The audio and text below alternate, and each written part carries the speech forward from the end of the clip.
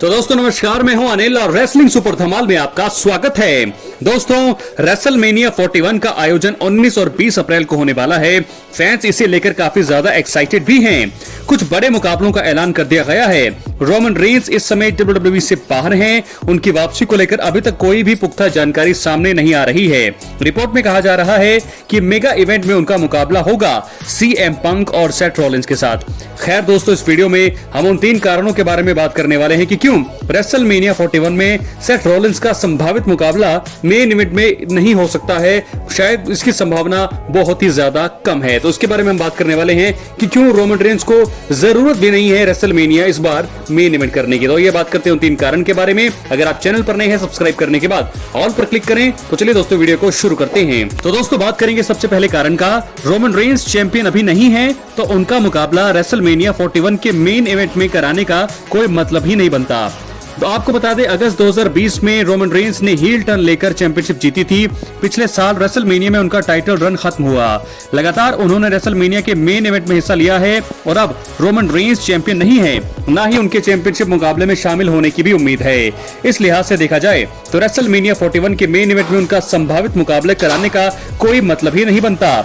अगर उनके पास टाइटल होता तब इसके बारे में सोचा जा सकता था। WWE इस प्लान के तहत शायद अब की बार आगे नहीं बढ़ेगा और वो जो है मेन इवेंट में इस बार नहीं हमें देखने को मिलेंगे। बात करेंगे दूसरे कारण का।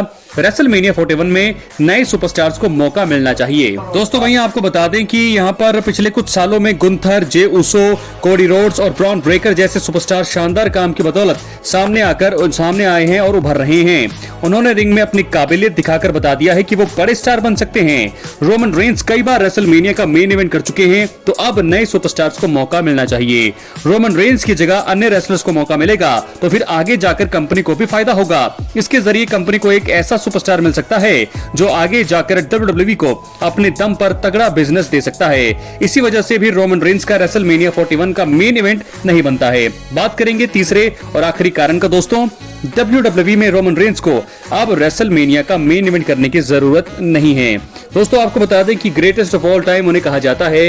इतने उन्होंने मेन इवेंट कर लिए हैं रेसलमेनिया के, तकरीबन सबसे ज्यादा रिकॉर्ड उन्हीं के नाम है, 8 या 9 बार। तो ऐसे में अगर वो नहीं भी करते हैं, अगर अगले जितने भी उनका करियर होगा नहीं भी करेंगे, तो भी वो ग्रेटेस्ट ऑफ ऑल टाइम ही कहलाएंगे। तो ऐसे में आइए आपको बताते हैं कि ऐसा क्यों। क्योंकि आपको बता दें कि रोमन रेंस अब किसी परिचय का मोहताज भी नहीं है। पिछले 5 साल उन्होंने जबरदस्त काम कर खुद को अलग ही लेवल पर स्थापित कर दिया है। अब इससे फर्क नहीं पड़ता है कि वो चैंपियन है या नहीं। पूरी दुनिया में उन्हें फैंस का जबरदस्त सपोर्ट मिलता है। रोमन रेंस को रेसलमेनिया का मेन इवेंट करने की अब जरूरत नहीं है। अपने नामी गिनामी ऑरा को देखते हुए उन्हें खुद इससे पीछे हटने का फैसला लेना चाहिए। रोमन रेंस का रेसलमेनिया 41 में किसी भी दिन या किसी भी नंबर पर मुकाबला होगा तो फैंस का समर्थन उन्हें जबरदस्त अंदाज में ही प्राप्त होगा। तो दोस्तों इस प्रकार बहुत ही बड़ी चीज मैंने आपको बता दी है और 3 बड़े कारण आपको बताए हैं कि क्यों रोमन रेंस इस साल का रेसलमेनिया 41 मेन इवेंट नहीं कर पाएंगे और नहीं भी करना चाहिए उनको, क्योंकि 3 कारण मैंने आपको बता दिए हैं। उनको जरूरत नहीं है अब रेसलमेनिया 41 को मेन इवेंट करने की। और ऐसे में अब कोई भी रेसलमेनिया हो, अगर वो मेन इवेंट नहीं भी करते हैं तो भी वो उस मुकाम तक पहुंच चुके हैं जहां तक कोई दूसरा सुपरस्टार सोच भी नहीं सकता। तो दोस्तों ऐसे में रोमन रेंस का रेसलमेनिया में मुकाबला होगा, वही फैंस के लिए बहुत बड़ी खुशियों की सौगात होगी। लेकिन फिलहाल वो रेसलमेनिया मेन इवेंट में नहीं होगा वो मुकाबला। क्या वो होगा सेथ रॉलिंस के खिलाफ, या होगा CM पंक के खिलाफ, या होगा दोनों के खिलाफ, देखने वाली बात होगी। तो दोस्तों ऐसे में देखना होगा कि रेसलमेनिया 41 का मेन इवेंट कौन करता है। एक बात होता है कि जे उसो और गुंथर के बीच एक मेन इवेंट हो चुका है। दूसरा मुझे लगता है कि कोडी रोड्स के साथ कौन आएगा, क्या आएंगे CM पंक या आएंगे जॉन सीना, ड्रू मैकिंटायर भी हैं, लोगन पॉल भी हैं, सेथ फ्रीकिन रॉलिंस भी हैं। तो रोमन रेंस का जो मुकाबला होगा, क्या वो सेथ रॉलिंस के साथ होगा 1-on-1 मुकाबला, या होगा ट्रिपल थ्रेट मुकाबला CM पंक और सेथ रॉलिंस के साथ। ये 2 मुकाबले ही इस समय रिपोर्ट में बताई जा रही है कि रोमन रेंस के हो सकते हैं रेसलमेनिया 41 में। लेकिन बड़ी बात यह है कि अगली स्टोरी की तरफ हम बढ़ेंगे जो जुड़ी है एक बार फिर से ब्लड लाइन की तरफ से, क्योंकि जेकब फाटू और सोलो सिकोआ के बीच राइवलरी मुझे लगता है कि अब शुरू होने वाली है। और जो अगला जो स्मैकडाउन जो आने वाला है इस हफ्ते, मुझे लगता है यहां से स्टोरी पूरी तरह से बनेगी। तो दोस्तों आपको बता दें कि हमने आपको बताया था कि पिछले हफ्ते जो है सोलो सिकोआ ने टामा टोंगा पर अटैक कर दिया था गलती से, लेकिन इस हफ्ते मुझे लगता है कि जेकब फाटू पर भी वो हम अटैक कर सकते हैं गलती से। और तो ऐसे में क्या होगा, इस वीडियो में हम इसी बारे में बात करने वाले हैं। आपको बता दें कि स्मैकडाउन में सोलो सिकोआ और जेकब फाटू के बीच दरार देखने को मिल रही है। पिछले स्मैकडाउन में सोलो ने टामा टोंगा पर गलती से हमला किया, इसी वजह से जेकब फाटू काफी गुस्से में थे और वो सोलो सिकोआ पर लगभग अटैक करने ही वाले थे। इस हफ्ते स्मैकडाउन में सोलो चीजें को शांत करने की पूरी कोशिश करेंगे। वो और जेकब फाटू साथ में काम करने का फैसला कर सकते हैं, और अगर गलती से जो है सोलो सिकोआ जेकब फाटू पर अटैक कर देते हैं तो इससे स्टोरी रोचक होगी।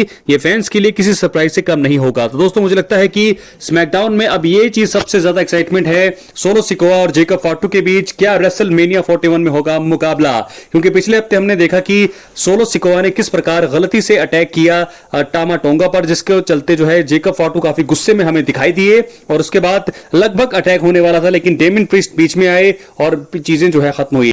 तो दोस्तों ऐसे में देखना होगा कि इस स्मैकडाउन में क्या होने वाला है, क्योंकि जेकब फाटू और टामा टोंगा भी नजर आएंगे इस हफ्ते, सोलो सिकोआ भी नजर आएंगे। और मैं आपको बता दूं कि सोलो सिकोआ पूरी तरह से सिचुएशन को शांत करने की पूरी कोशिश यहां पर करते हुए हमें दिखाई देंगे, लेकिन इसी बीच कुछ भी हो सकता है।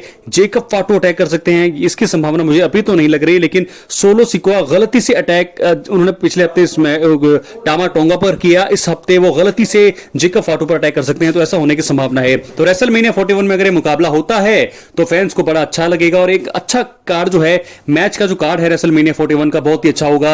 हमें देखने को मिलेगा जेकब फाटू वर्सेस सोलो सिकोआ। लेकिन आपको बता दें कौन जीतेगा इस मुकाबले में। क्या यहां पर जेकब फाटू को जीत के लिए बुक किया जाएगा या बुक किया जाएगा जीत के लिए सोलो सिकोआ को, देखने वाली बात होगी दोस्तों। रेसलमेनिया 41 का मंच पूरी तरह से तैयार है। जेकब फाटू एक तरफ होंगे और एक तरफ होंगे सोलो सिकोआ, लेकिन जेकब फाटू इस समय उभरते हुए सुपरस्टार है और मुझे लगता है जेकब फाटू को फैंस का समर्थन भी मिलेगा और जेकब फाटू जो है इस समय अच्छा काम कर रहे हैं और जेकब फाटू को जीत के लिए यहां पर बुक किया जा सकता है। तो फिलहाल दोस्तों आपको बता दें कि एक मुकाबला तो यहां पर आपको बता दें कि रेसलमेनिया के लिए 2 मुकाबले बुक किए जा चुके हैं।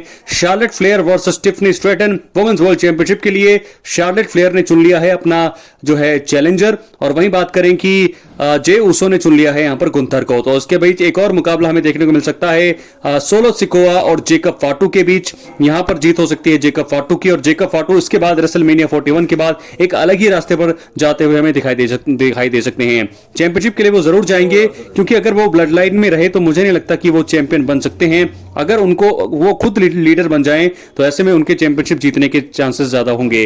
तो मुझे लगता है कि कंपनी उन्हें जबरदस्त तरीके से बुक करेगी रेसलमेनिया 41 के बाद, और मुझे लगता है कि चांसेस ज्यादा होंगे जेकब फाटू के जीतने के। तो दोस्तों 2 स्टोरी हमने कवर की है। पहली स्टोरी में आपको बताया है कि रोमन रेंस को क्यों जरूरत नहीं है रेसलमेनिया 41 को मेन इवेंट करने की अब, और वैसे भी 41 रेसलमेनिया में है, वो बिल्कुल भी अब मेन इवेंट कर ही नहीं सकते हैं। तो ऐसे में, और दूसरी स्टोरी यह है कि जेकब फाटू और सोलो सिकोआ के बीच होगा रेसलमेनिया 41 में एक तगड़ा महामुकाबला। मिलते हैं अगली वीडियो में, बहुत बहुत धन्यवाद।